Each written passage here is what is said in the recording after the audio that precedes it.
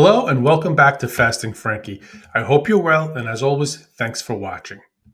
My goal is to provide you with the very best information I can find on intermittent fasting for weight loss. However, I do on occasion get asked about the YouTube channel, specifically the equipment I use and or the resources I've used to create Fasting Frankie.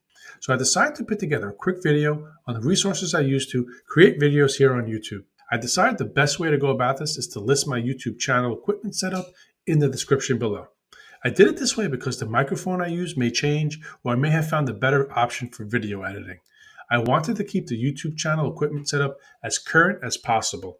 If you scroll down to the description, you'll find the YouTube equipment and resources I use to create videos on intermittent fasting for weight loss.